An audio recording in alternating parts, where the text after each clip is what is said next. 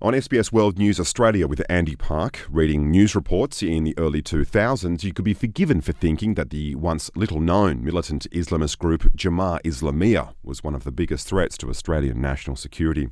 But 10 years since the Bali bombings on Paddy's and the Sari Club, the leaders of the group and those behind the bombings are now either in jail executed or were shot by police.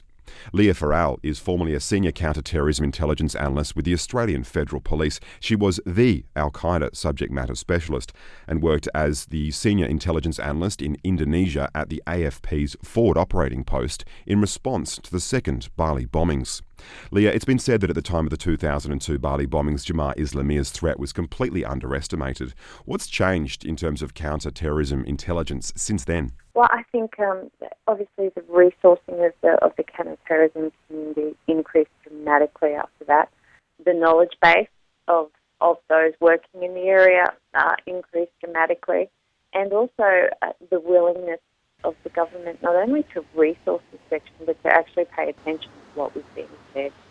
I was up in Indonesia for the second Bali bombing, and as a part of our efforts up there to engage and support the Indonesian police, and I remember briefing the Justice Minister at the time, I think it was, and they were very much engaged, very much aware, and very willing to listen. So how was Jemaah Islamiyah de-radicalised? Rather than necessarily de-radicalised, I think you've seen a bit of a generational clean-out, and that obviously does include some de-radicalisation efforts. Mostly that's been done by capacity building to the Indonesian police, and the Indonesian police have done a very good job at pursuing a law enforcement approach to the problem in Indonesia, and I think that's one of the most critical aspects of de-radicalisation and actually successfully dismantling the group by not allowing them to pursue a war narrative and to radicalise people through that. We've also obviously had a lot of aid pumped in from Australia and America and the United Kingdom into bolstering what's been happening in Indonesia. But I wouldn't say that it's necessarily been de-radicalised. The schools are still functioning. The ideology is still very much there. There are still people planning attacks. Their capacity to do so appears to have been limited. But, one of the problems with this line of work is people are always reluctant to say it's been destroyed because one attack can very much bring an end to that sentiment, and the question of are we safe comes straight back on the agenda. Overall, it's been quite successful, but then you look at the problem of radicalisation in jails that's still taking place in Indonesia as well, and you can see that there is a younger generation out there that a small section of which is still committed to violent attacks.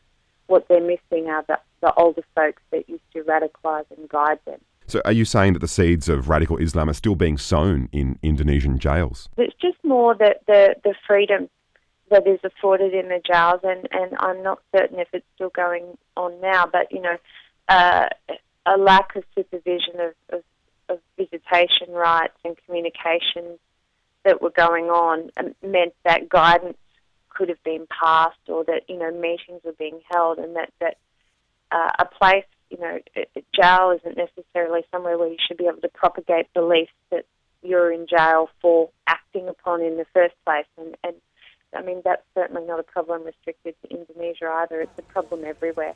So 10 years since the first Bali bombing, the now headless organisation behind the bombings is largely neutralised. What is the state of radical Islam in Indonesia today? What has been seen recently is a move more towards targeting government officials in Indonesia, and typically when that starts to happen, particularly in a country like Indonesia, you'll see a swing of public opinion against it, and even some splits in the group as well, because that type of action isn't necessarily as widely supported as striking the other, or striking the foreigner, even though that did have an impact too on tourism, for example, in Bali.